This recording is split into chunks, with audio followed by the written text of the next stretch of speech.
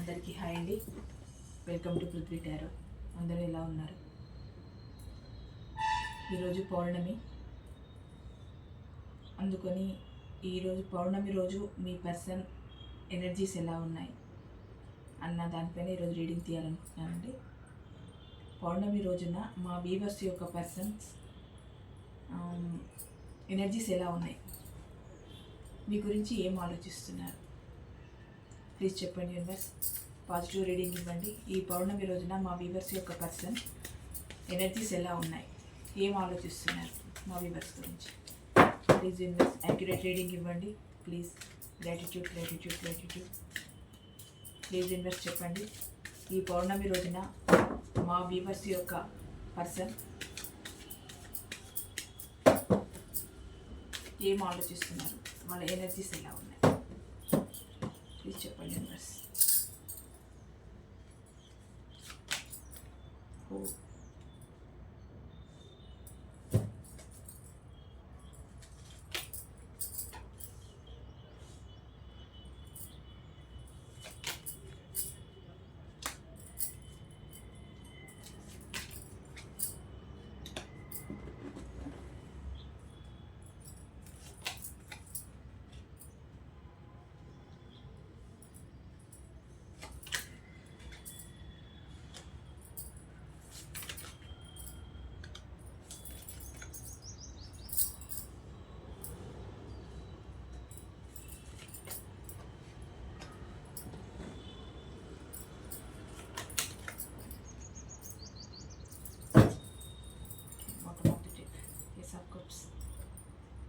Page of Wands, Hanging Man.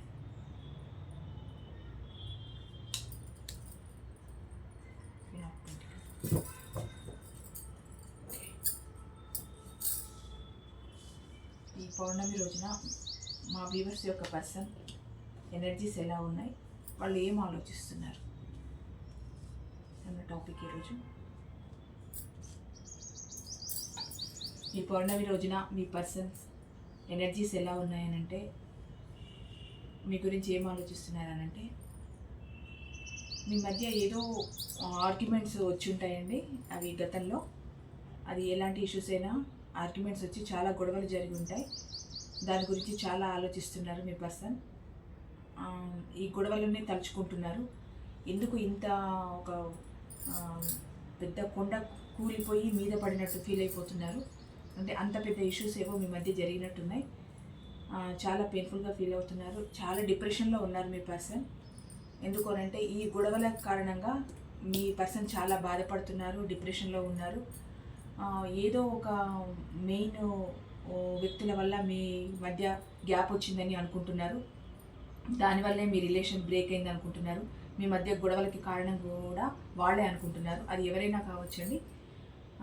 ఇది moon card అంటేనే కొంచెం సాడ్ కార్డ్. ఇది చాలా అంటే చాలా బాధపడుతున్నారు. ఎంత ఎమోషనల్గా ఉన్నారంటే చాలా ఎమోషనల్గా ఉన్నారు.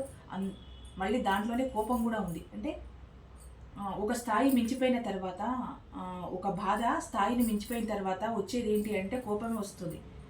అంటే ఆ గొడవలు జరిగాయి, విపరీతమైన గొడవలు, దానివల్ల మనశ్శాంతి కోల్పోవడం, ఆలోచన శక్తి లేకపోవడం, ఏ నిర్ణయం తీసుకోవాలని తెలియకపోవడం, వీటి వల్ల క్రమంగా ఏమవుతుంది అని అంటే రాను రాను అది కోపంగా దారితీస్తుంది.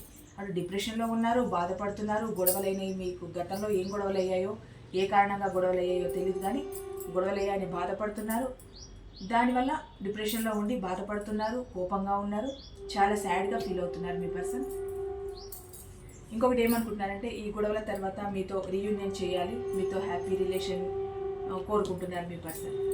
ఈ గొడవలన్నీ అయిపోయిన తర్వాత అంటే తన ఎనర్జీస్ అలా ఉన్నాయి ఈరోజు, అలా ఆలోచిస్తున్నారు. గొడవలు జరిగాయి, డిప్రెషన్లో ఉన్నారు, చాలా బాధపడుతూ ఉన్నారు. మళ్ళీ వెంబడి ఏమనుకుంటున్నారంటే, ఇదంతా గడిచిపోని మాకు మళ్ళీ రీయూనియన్ జరగాలి, మేము హ్యాపీగా ఉండాలి, మా రిలేషన్ రీయూనియన్ జరగాలి అని అనుకుంటున్నారు. మీ పర్సన్కి చాలా ఆప్షన్స్ ఉన్నాయండి. అయినా కూడా మీ పర్సన్ మీ గురించి ఆలోచిస్తున్నారు, మీరే కావాలనుకుంటున్నారు.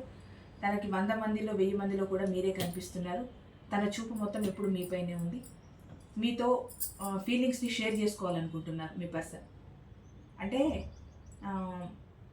గడిచింది గడిచిపోయింది, ప్రజెంట్ మాత్రం ఎలా ఉండాలనుకుంటున్నారంటే మీతో హ్యాపీగా రీయూనియన్ చేయాలి, తనకు మీరు తప్ప ఎవరు కనిపించట్లేదు.